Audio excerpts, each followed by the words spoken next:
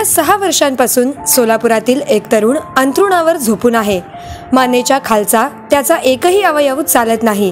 असा असतानाही रडत बसण्यापेक्षा परिस्थितीशी लढण्याची तयारी या तरुणाने दाखवली आहे। स्वतःला पाणी देखील पिता न येणाऱ्या, सर्व काही झोपून अशा अवस्थेत या तरुणाने विविध मोबाईल ॲप तयार केले आहेत। डॉक्टर ज्ञानराज होमकर असे या जिद्दी आणि कर्तृत्ववान तरुणाचे नाव।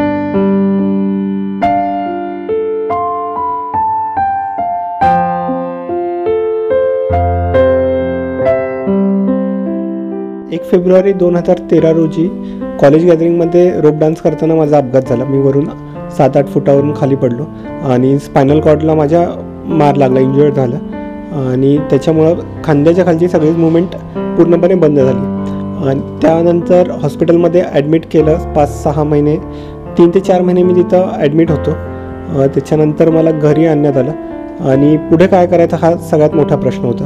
मग मी मोबाईल ऑपरेट करायला शिकलो। तोंडात स्टिक पकडून मी मोबाईल ऑपरेट करायला लागलो आणि त्याच्या नवीन काहीतरी हवं आहे रोज करायला आपल्याला, असा विचार मनात कायम यायचा आणि त्यातून मी मोबाईल ॲप डेव्हलप करणं किंवा पियानो वाजवणं, वेबसाईट तयार करणं यात इंटरेस्ट आला आणि ते डेव्हलप करायला मी हळूहळू शिकलो। आयुष्यात आपल्या परीक्षा किंवा याच गोष्टी महत्त्वाच्या नसतात। शारीरिकदृष्ट्या आपण कसे आहोत हे काहीच महत्त्वाचं नाही आहे। आपण मानसिकदृष्ट्या किती सक्षम आहोत, किती त्यातून आपण बाहेर व्यवस्थित आहोत हे जास्त महत्त्वाचं आहे। शरीरापेक्षा आपलं मन किती मजबूत आहे हे सगळ्यात जास्त महत्त्वाचं आहे। त्याला आपण शाबूत ठेवणं जास्त महत्त्वाचं आहे।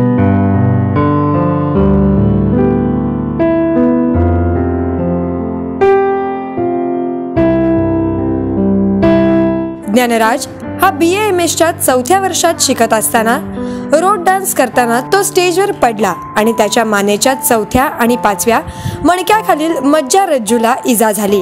आजवर अनेक हॉस्पिटलमध्ये त्याच्यावर उपचार करण्यात आले, मात्र अद्याप त्याच्यावर इलाज झाला नाही। अशा अवस्थेत ज्ञानराज तोंडात स्टायलस घेऊन स्टँडवर लावलेल्या टॅबद्वारे संगणक तज्ञच बनला आहे। त्यानं आजवर विविध ॲप्सची निर्मिती केली आहे।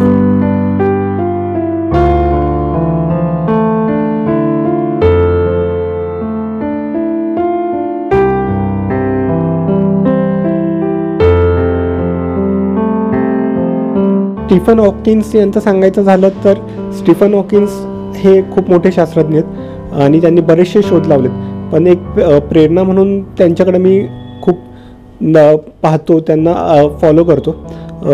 आपल्याकडं काहीच नव्हतं, माझ्याकडं माझी खांद्याच्या वरची मुवमेंट आहे, मान वगैरे हलते किंवा चेहऱ्याची मुवमेंट होते, पण त्यांचं काहीच मान किंवा या गोष्टी पण हालचाल होत नव्हत्या। ते फक्त गालाची एक मसल चालायची आणि त्याच्या जोरावरती ते इतकं करू शकत असतील तर माझ्याकडे या सगळ्या गोष्टी मान वगैरे हलण्यासारख्या आहेत, तर मी काही ना काहीतरी नक्कीच करू शकतो असं मला वाटतं। प्रत्येकाच्या आयुष्यात संकटं येतातच, प्रत्येकाच्या आयुष्यात संकटातून बाहेर पडणं हे महत्त्वाचं असतं आणि आपलं आयुष्य ECG सारखं आहे, चढ उतार येतच असतात, त्यातून बाहेर पडणं हे जास्त महत्त्वाचं आहे। आणि ते आपण कसं पडतो, रोज काही ना काहीतरी परीक्षा प्रत्येकालाच द्यायला लागते, पण एकानंतर दुसरी परीक्षा कायम येत असते आणि त्याला सामना करणं हे जास्त महत्त्वाचं आहे।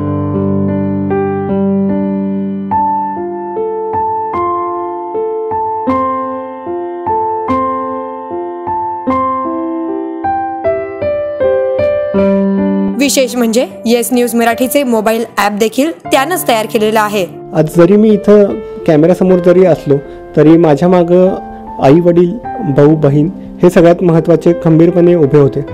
रोजचे एवढे 6 वर्ष झाले आई वडील खूप काळजी घेतात आणि प्रत्येक गोष्ट ते पुरवतात आणि त्यांच्यामुळे मी आज इथं आहे। आणि शिवाजी सर जे आहेत त्यांनी सांगितलं की आपल्याला आपल्या येस न्यूजसाठी ॲप करायचं आहे आणि मला त्यात खूप आनंद वाटला की मला काहीतरी येस न्यूजसाठी करता आलं आणि त्यातून त्याचा ॲप बनवण्याचं काम सरांनी दिलं आणि ते छानपैकी सुरू आहे। बेडवर झोपूनही तो मेडिकलमध्ये संशोधन करतोय, विविध ॲप तयार करतोय, त्यामुळे त्याला आजवर विविध पुरस्कार देखील मिळाले आहेत। त्यांच्या जिद्दीला आई वडील, बहीण, भाऊ प्रोत्साहन देत आहेत हे विशेष। हॉस्पिटलसाठी जागा घेतली त्यांनी, पुणे आणि सोलापूर असं दोन्ही ठिकाणी हॉस्पिटल काढून त्याला आम्ही सहकार्य करणार होतो की सगळं तू कर, आम्ही तुझ्या पाठीमागं आहोत. पण हा असा काही अपघात झाला की त्यामुळे आमचं सगळं मनोबल खचलं, पण त्यातून सुद्धा आम्ही त्याच्यामुळं आज सावरलो. आज त्यांनी आम्हाला खूप मोठं सहकार्य करतो, सगळ्या गोष्टीत व्यवस्थित म्हणजे मार्गदर्शन करतो, त्यामुळे आज आम्ही व्यवस्थित आहोत. तो शिक्षणाहून बाहेर पडल्यानंतर गोरगरिबासाठी मोफत सेवा देण्याची आम्ही प्लॅनिंग केलेलं होतं. हॉस्पिटल टाकून त्याच्यासाठी एक चांगला हॉस्पिटल टाकून जागाही घेतली होती. त्यासाठी हॉस्पिटल टाकून हॉस्पिटलमध्ये गरिबांना जेवढं मॅक्सिमम हे देता येईल, काय सेवा देता येईल, कमी अल्प दरात जास्तीत जास्त सेवा देतील हे केलं. कारण की शिकत असताना आम्ही आज 22 वर्ष झाले पंढरपूरला माघवारीला लोक जातात चालत, काय सोलापूर ते पंढरपूर चालत जातात. तिथं 3 दिवस मुक्काम असतो, दशमी, एकादश, द्वादश 3 दिवस आपलं तिथं कॅम्प असतं. 22 वर्ष झाल्यास कॅम्प आहे. बरेच वर्ष तो शिकत असताना देखील तिथे सेवा केलेली आहे आणि तिला सेवा करता एवढी आवड आहे की विचारतो सोय नाही. अजून एक जिद्द आहे आमची, त्याला उभा करायचा आहे. उभा करून पुन्हा अजूनही हॉस्पिटल टाकून गोरगरिबाची आम्ही सेवा सतत चालू ठेवायचा विचार आहे. परमेश्वर एवढीच प्रार्थना आहे की त्यांना चांगला उभा देईन आणि गोरगरिबासाठी सेवा करू देते. त्यामुळेच अशा कर्तृत्ववान ज्ञानराजला येस न्यूज मराठीचा सलाम.